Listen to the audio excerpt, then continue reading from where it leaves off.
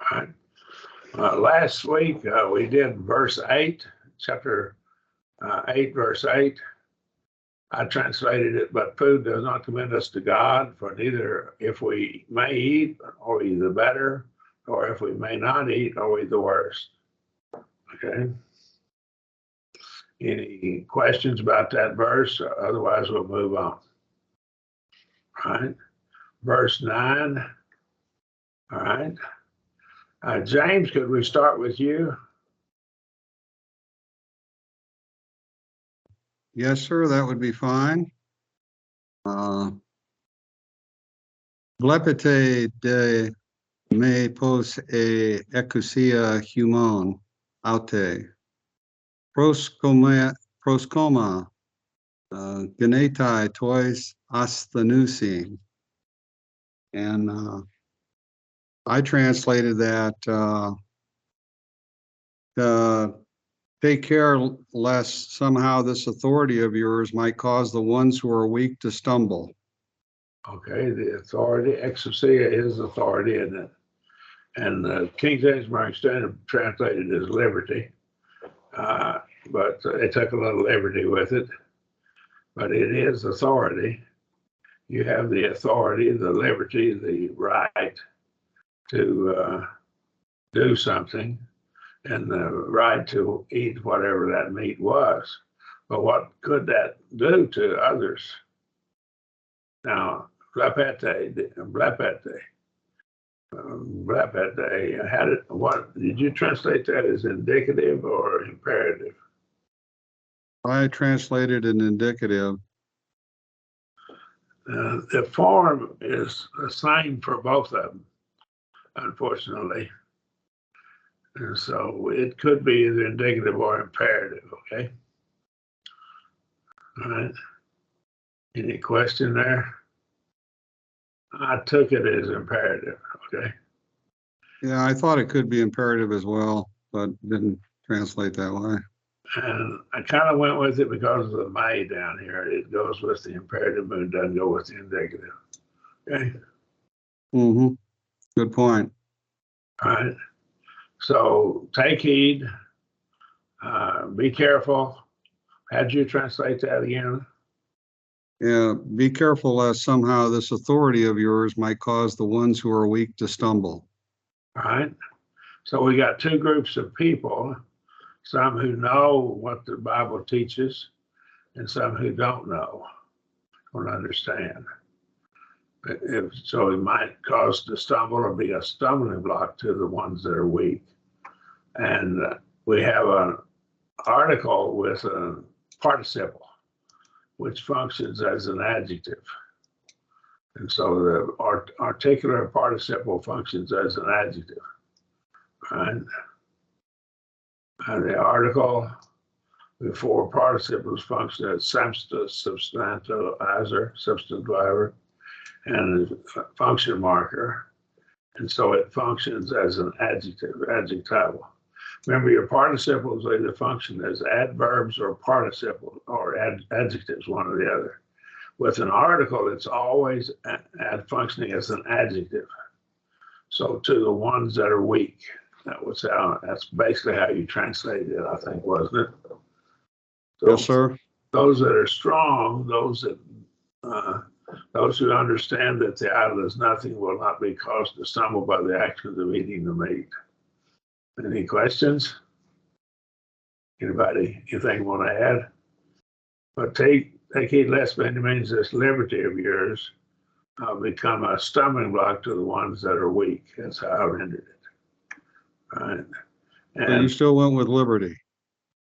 I went with liberty, but what was yours again? Authority. Authority.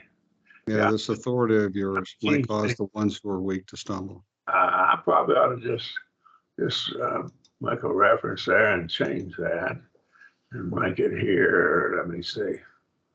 Come on. It'll take a moment. And just put for authority. Is that how you entered it?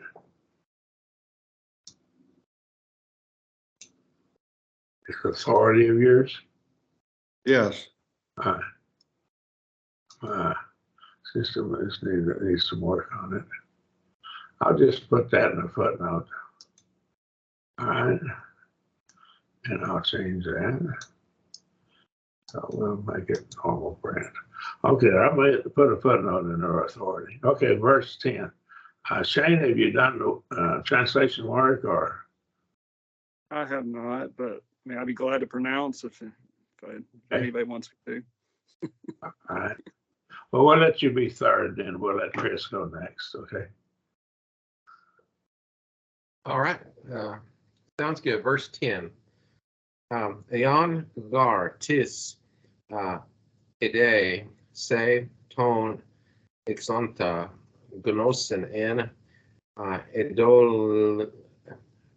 idol leo kata kemenon uki he soon ed es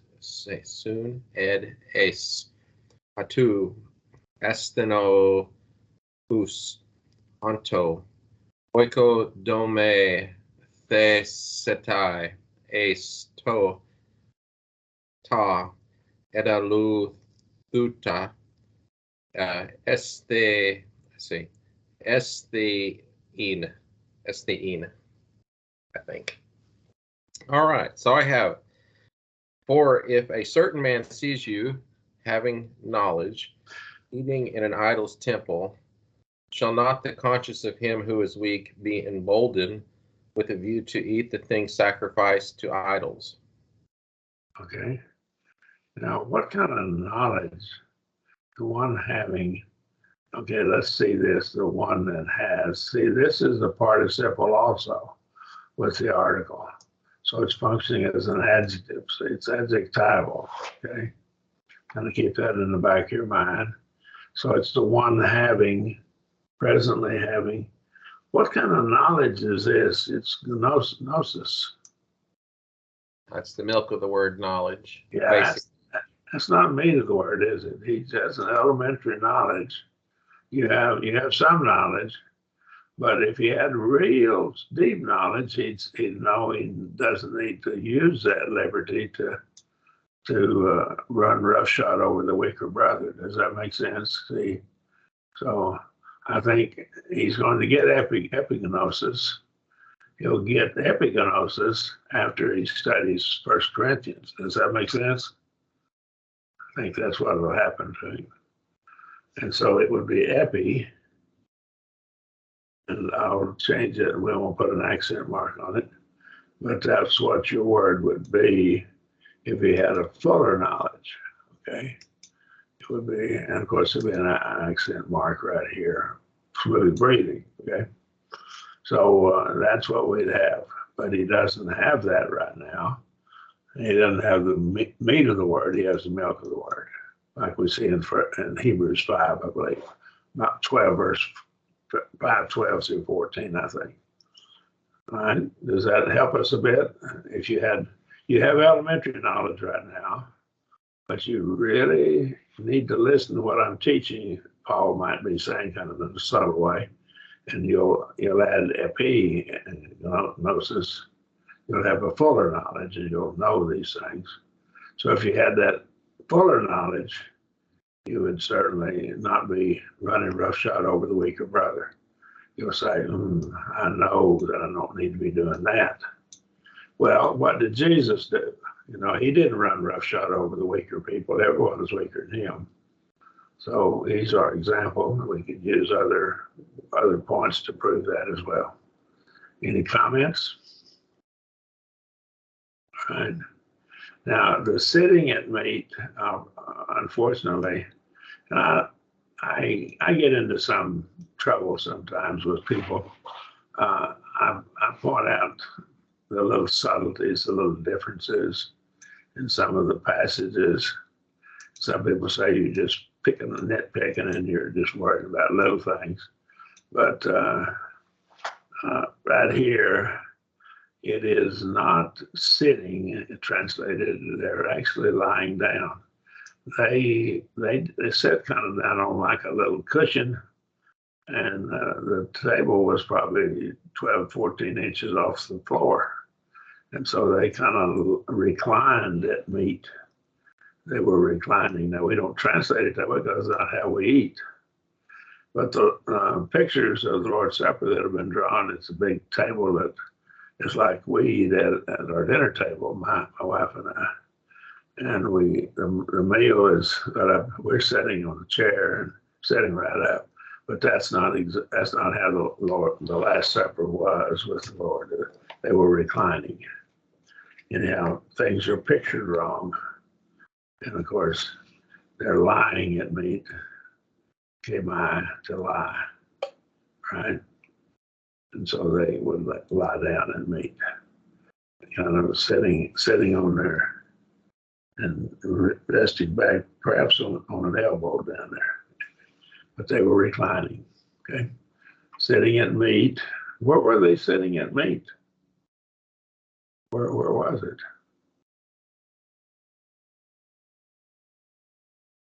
In an idol's temple.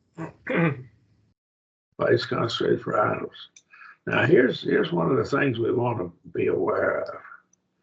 This word here, adoleon, is not used by the Greeks for their temples. The Jews, when they spoke of the temple in Jerusalem, they used a different word than they used for the temples of the idols. We use the same word. We use the word temple in English, but they had two different words.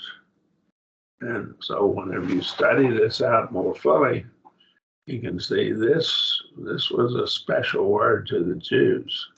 They had coined this word because they didn't want to use and contaminate their word for their temple with an idol's temple. And I don't object to them doing that, but they did. So this kind of tells me by the use of this word, because the Greeks didn't use that word, it might be that the people here were having trouble were the Jews. Jewish Christians were having trouble with Gentile Christians. And that's where I kind of lean to that interpretation because of that. I think I have somewhere in the notes here the usage of that word there. And let me do this. We can go over, I think I maybe have it over in the other file. I'm going to get out of this, get back in. And I'm going to, I hope I got into it. I'm not sure. I clicked to start sharing. Lexicon, can you see the lexicon? Yes, sir. To get in, we'll find this word. Maybe we can look at it. Here it is. This is Theological Dictionary of the New Testament. It's a pretty expensive set of books. I bought it one time. I've come up with the money to buy the whole set, and I got them, and they're good to use. But this is a word found only in the Bible, and that Bible would be the Septuagint. Here, Daniel 1:2, Greek translation of the Old Testament. Footnote 8, there's probably a variant, textual variant. The writer includes 3 books of the Apocrypha as being part of the Bible. That's my footnote there. That's what I lose it. There it is. And he was Bel, this Babel and the dragon, Esdras, First Maccabees, and Aleph. That's the manuscript. 1083, and probably I think that's First Chronicles.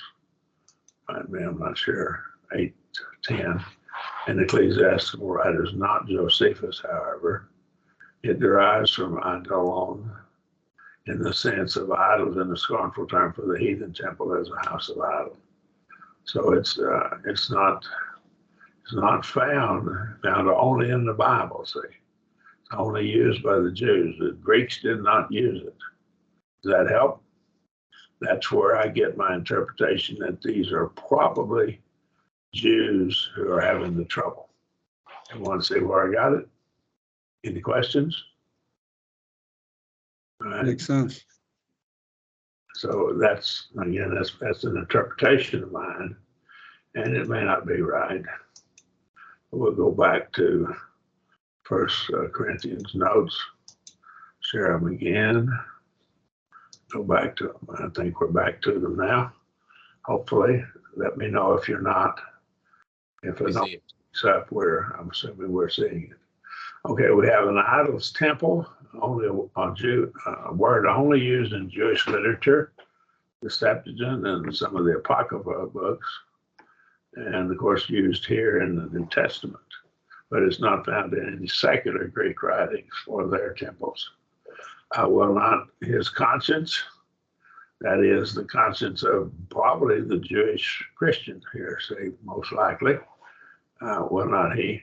Now, it might be that the Jewish Christians knew that they could eat in the idol temple, but I think it just kind of goes against the grain with them in their background. They wouldn't have anything to do with it. So that's why I think the ones who knew were the Gentile Christians, and it was causing trouble between them and the Jewish Christians. Okay. So when we obey the gospel, sometimes we bring some baggage in our thinking with us. And what we have to do is we have to study the Bible and use good hermeneutics and sound reasoning and just give it up. Just keep saying, I've been wrong, I'm going to change. Just work our way through that. All right. Well, not the conscience of him. All right. And we're not going to get into a study of the conscience, but I believe it's very important that we educate our consciences by the scriptures, make our conscience understand that this is right, this is wrong, and whatever we're studying, and we do that with the scriptures, let it guide our conscience, and our conscience becomes educated, then it's pretty safe to follow it then. But there is one rule now: we shouldn't violate our conscience. If we think something is wrong and it's not wrong, we follow the conscience. We won't sear it. We won't cause it to become hardened, right? And the word searing is cauterizo, to cauterize, okay? To burn it or sear, okay? Be emboldened. Now, I grew up on a ranch and we branded cattle. And of course, when you brand them, you'll do it with a hot iron and they'll have a scar on them. And I got some scars on me where I got injured. And you can prick those scars with a pin, I can just barely feel it. So that's the idea of cauterizing or searing the conscience. You don't have much feeling left in it. And so that's a figure of speech, of course. If he's weak, then he's emboldened to eat the things sacrificed to idols. But the problem with him is he thinks it's all right. He thinks it's wrong to do it. But now he thinks you're worshiping the idol, I think. All right. And so this is the result of eating these meats. All right. You'll be emboldened to eat. All right. The things sacrificed to idols. Now, right here, H-toe is that's what he's doing. He's emboldened to eat. And this emboldened is oiko, and dome, and dome, my dome is Russian for my house. I think you had Russian there, James, haven't you? Yes, sir. Is that my house, my dome? Yes, it is. Pretty close to it, okay. Okay, and so probably the Russian is considered to be a Hellenic language. It has probably the same word for house that they do in Greek, or pretty much the same word. So it picked it up. So this is the building up of a house. And so that's what we see, emboldened, you built up the word edified is usually used in English in a good sense, But this is basically the same idea of being edified. And you're edified to build up a bad house, one that's defective, right? All right. Oh, I had this in my notes here down here. Okay, I'm sorry. I didn't need to go over and get it. Already had it here. And I forgot that I had it in there. Jews did not use the same word for pagan temples that they use for the temple of the Lord. Jehovah is probably not the correct pronunciation. It's probably Yahweh. Okay. But I'm not going to get into that right now. We're just going to go with the King James Standard and King James has the word Jehovah. I translated verse 10 for if a certain one sees you, and so he's picking out some particular ones, and the certain one may be Jewish Christians, sees you, the one having knowledge, reclining at meat in the idol's temple, but not his conscience being weak, be emboldened to eat the things sacrificed to idols. Okay, any comments? Yes, sir. I Yeah. do have a question regarding the translation. How would one know by looking at, and I'm not picking on your translation per se, but the ide in text is third person singular, aorist subjunctive. And being the subjunctive, when I look at your translation, I would think it's more along the present indicative line than an aorist subjunctive. How would I know the difference, I guess, is, I'm trying to understand when to translate at which point. It's subjunctive, aorist subjunctive. He may Correct. say, if a man happens to see, might be better. If he happens to see, that would get see. Aeon is kind of iffy. Right. And so if a man happens to see, if certain one happens to see, how did you render it? Happens to see, pretty good. I said, for if someone might see you. Might see you, or okay. If a certain one sees you and might see you or happens to see you, might see you, I think you're getting the thrust of the subjunctive mood there with the word might, probably better than I am here, okay? Okay. I was just trying to understand from a translating perspective how to lean one way or the other type thing. This if here, and I haven't translated it very well because it's kind of an iffy if perhaps a certain one sees you. You might even put perhaps in there because of the subjunctive. And aeon is iffy. We got the two words for if. Let's go back and we'll look at them. We got if, we got aeon. We have a is if, and then on is something that is up in the air. And this is a word, these two words are put together to make aeon. And if aeon, and on is always something that is possibility, but is not certain, right? And the word is not even ever translated. I don't think it's ever translated in the King James American Standard, but it's there in the text over and over. And it always goes with subjunctive mood or some mood of uncertainty, right? And so those two words come together to make this word on. But epsilon iota by itself is if, but if it's a more certain if, right? It's more certain. Right? It'll go with the first class conditional sentence, for example. And aeon will go with the third class conditional sentence. So something that's a possibility but not certain. More of the thrust in it, I might need to look at my translation again, go back and rework it. All right, but I won't do it right here in front of you. I'll do it later. All right, Any questions? Very good point. Thank you. Anybody else? Okay.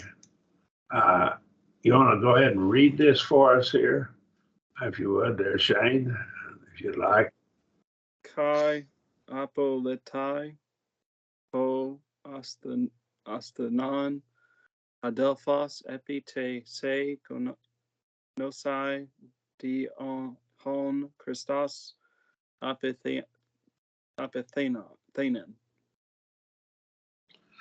You want to try a little bit, see what you can do there.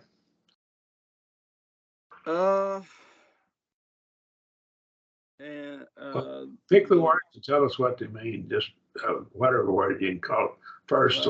Apoluo, apoleta, apoluo, to destroy. I know atheneon, that's a participle, so weak brother upon. I know no side to know through to whom Christ died. Okay. That's okay. You got most of it pretty good there. For Gar, Kai, and Kai here, and there's a textual variant here. Keep that in mind. So I footnoted it down here. You can see what text has which reading. All right. Majority text supported by all these manuscripts here. All right. And let me see here. And through, and we have a textual variant there as well from AP. And so the reading here is supported by Aleph P and Hartley and Syriac. The majority text, and this reading here is supported by L, Psi, 81, 1 in these manuscripts. F35, which I lean heavily toward that family of texts, and of course the textual receptors. And again, the majority text will usually be at least 80% of the manuscripts. Again, they don't count manuscripts, of course, but there's another matter there. For through, upon the basis of, you see, of the your and say is locative feminine of sos, a possessive pronoun, okay, of your knowledge, okay, based upon the knowledge to you that you have. And again, this is gnosis, it's not epignosis, right? And by the use of the definite article here, now the knowledge, notice the article, he goes back probably to the prior verse, the knowledge of the prior verse, the knowledge that caused some to run roughshod over the weaker brother, see. Knowledge without love does not what? Just doesn't edify, does it? Doesn't build people up. It'll be destructive, right? Because I'll use my liberty and I'll just say, well, that brother, he ought to know better. I'm just going to do it anyhow. And rather than having the love for him to help him grow, I will destroy him or might destroy him. That weak brother, one not having, and so that's your offer primitive, not having power or strength. And I think that's the weaker brother, verses 7, 9, and 10. We see him there. He perishes, and that's middle. Notice that's middle voice. Causes himself to perish. Why does he cause himself to perish? because he caused his own conscience to be pricked. Yep. And so he damages his conscience. See? That could cause him to lose his soul. And what one is he talking about? Well, he's talking about the brother. Now he tells him he's a brother. And I think this is important. He's going to let us know this man's a brother. You need to treat him like a brother, see? So I think right there we see what he's saying. He's a brother. And for whose sake, what happened? Well, if Christ died for him, is he valuable? Yes. Yeah. So you need to see if the Lord died for him. When we get into hermeneutics, we see that what's true of the lesser is true of the greater. This is our fortiori principle. We'll develop it in both the hermeneutics and the logic classes, both on Monday nights. But when we get into that, we can see it. And what's true of the lesser is true of the greater. And what's not true of the greater is not true of the lesser. If it's not true that Jesus was unwilling to die, so it's not true, see, for him to think them unworthy. Then if he didn't think they were unworthy of his attention, then we shouldn't think them unworthy of our attention. He gave up his liberty for us. We're less than him. And so we should not be willing to, we should not hold back our love and our willingness to sacrifice ourselves for that weaker brother as well. I think we can make a good argument here for it, that Jesus becomes a pattern. Right?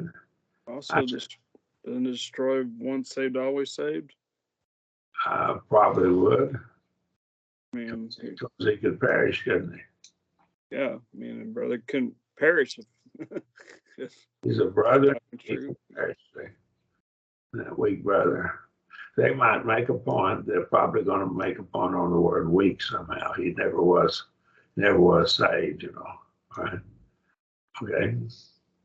In verse 11, upon the basis of your knowledge, and the knowledge here is the one being weak, the brother, the one being weak, and that's how it reads. For whom Christ died perishes, he perishes. And he causes himself to perish because it's middle voice. So I don't have that in my translation. I probably didn't put it in. Right? Rework that translation. Okay. Any questions?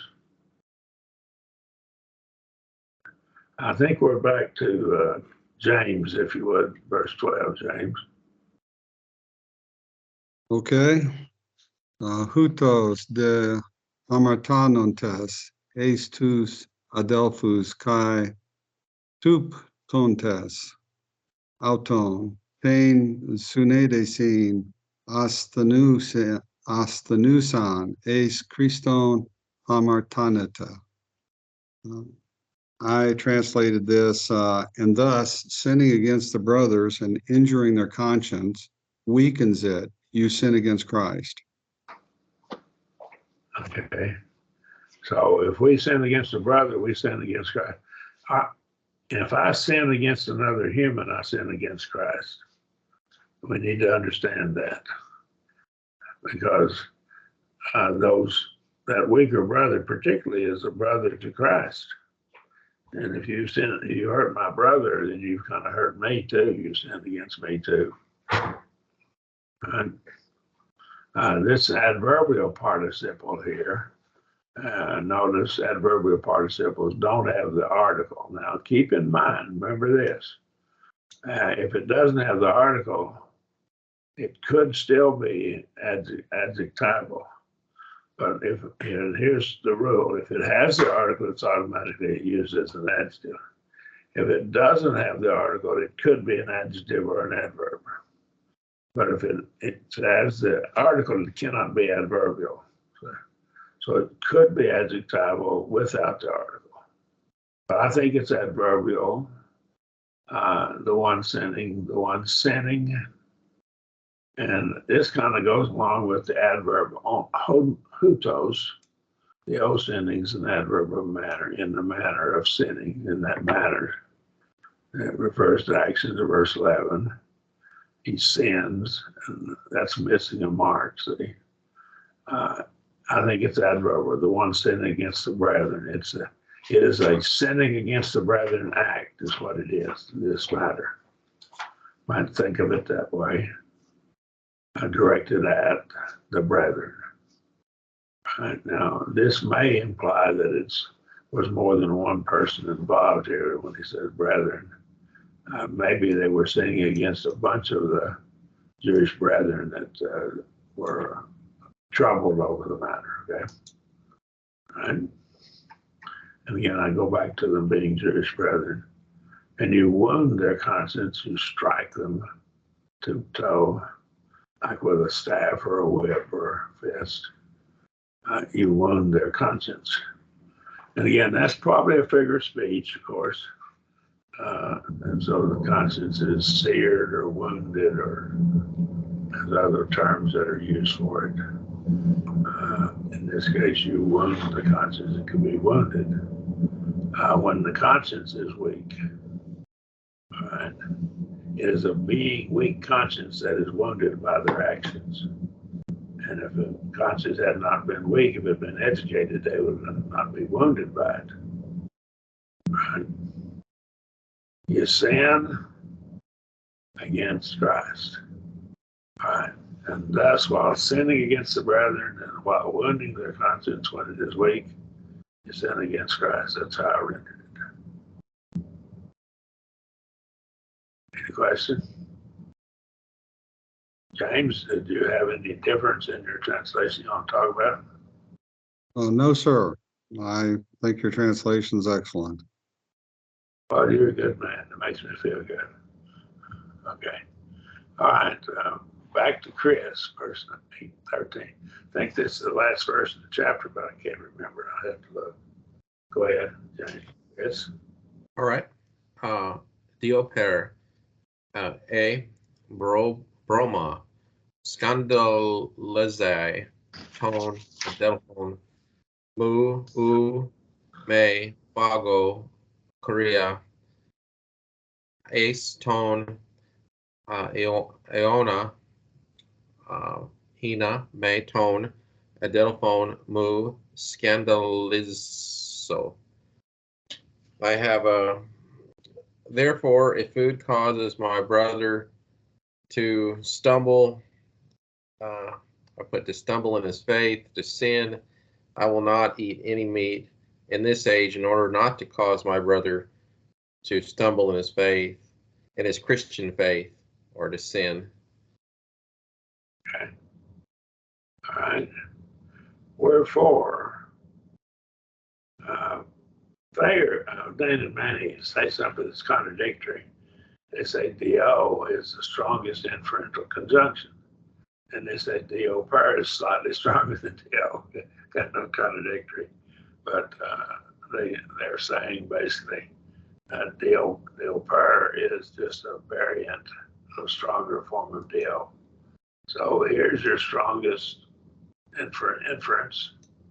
And do per is a little bit stronger, having statements for this very reason. So for this very reason, now we got to go back to the prior verses. Say, because you wounded the brother's conscience. So if meat causes my brother to stumble, I don't want to wound his conscience and sin against Christ. Sin against him and sin against Christ too. So if the meat causes my brother to stumble or to offend, then what am I going to do? What's Paul's decision? He's not going to eat any meat. He's not going to eat anything that'll cause his brother to be tripped up. Right. Not going to do anything that's going to do that. And I think this is a principle that we have to base upon. We can show, we can develop. In the logic class, we'll get into the next chapter, which will be enthymemes. We can develop back from this principle here. This could be our minor premise, and we draw a conclusion, and we can reconstruct the major premise. That's what we'll do in that chapter. We won't get into it for a few weeks. We'll do that, and we can then develop a general principle that will be broader. I believe the Lord intends for us to do that. But here, you can cause the brother to stumble, and not just meat, but generically, anything that would cause him to stumble, I won't be doing it. And it goes broader than meat. Brahma or food, this is actually probably food rather than just meat. And of course, it's probably meat here because in the stumble. Now watch this week here. We have two different words for stumble. and proscoma and scandalizo. Okay, two different words. Our English word scandal comes from scandalizo. Okay, to eat, no, and this is, see, it's flesh. So now we see what kind of meat he has in mind here, primarily in front of food. It's meat, but it's kreos, and kreos is the meat of a sacrificed animal. It's the flesh of an animal that's been sacrificed, not just flesh, but something that's been sacrificed. So now we can kind of see where the problem is. This is eating meat that's been sacrificed. Okay. All right. And this is found in Romans 14:20 as well. Paul's not saying he will become a vegan, but he will not eat any meat that had been sacrificed to idols. So I'm not saying he's saying I'll become a vegan. I think he would have if it had been a problem. Does that make sense what I'm saying? But here he's not saying he would become a vegan. He just said, I won't eat that kind of meat.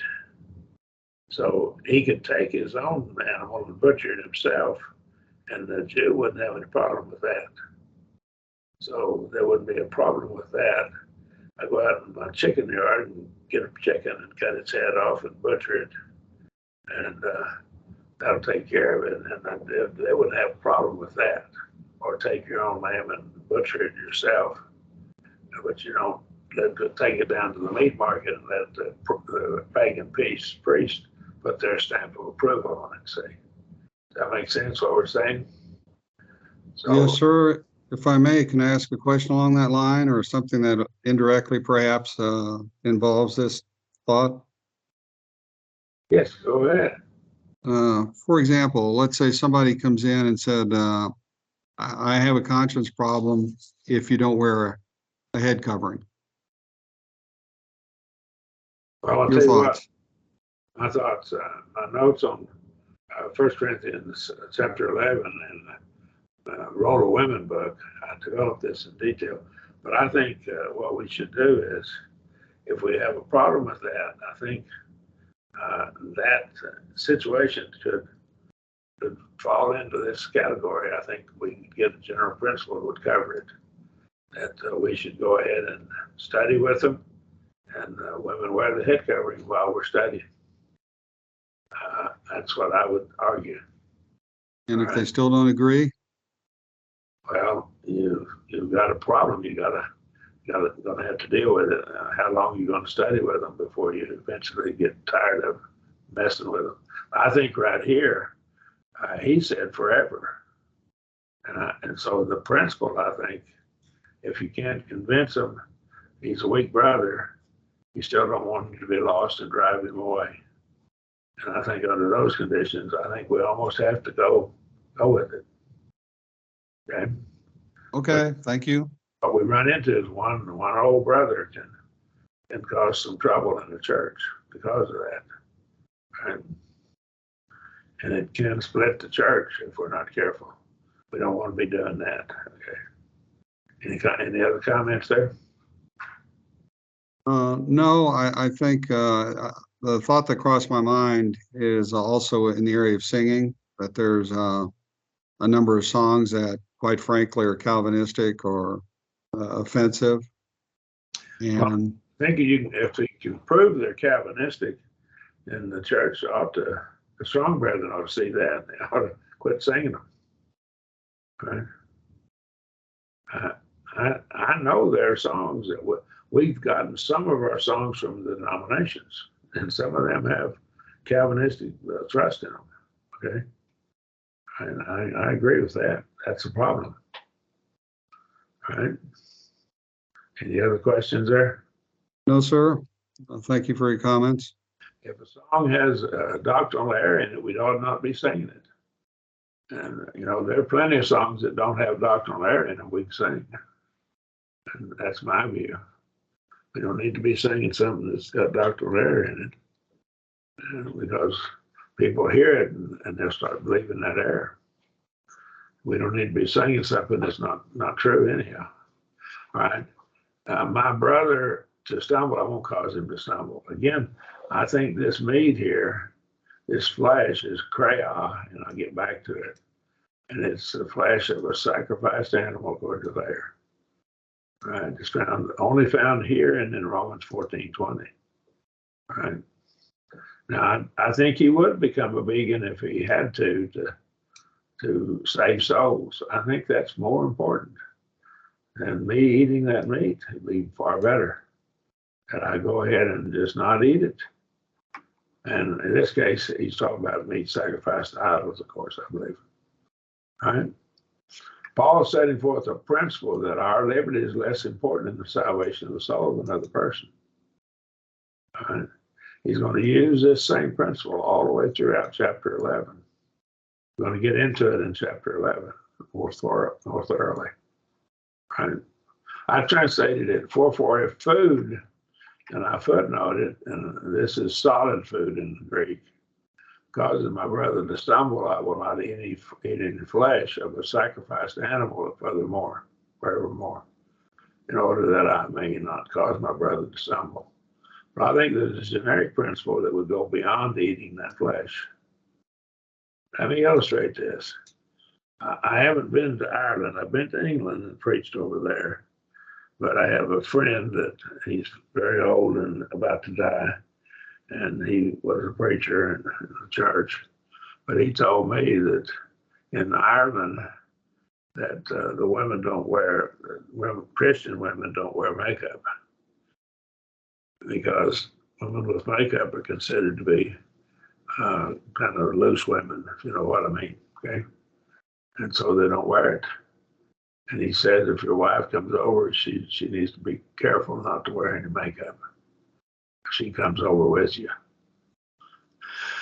So I just thought I'd throw that in. I think under those situations, you just don't wear the makeup.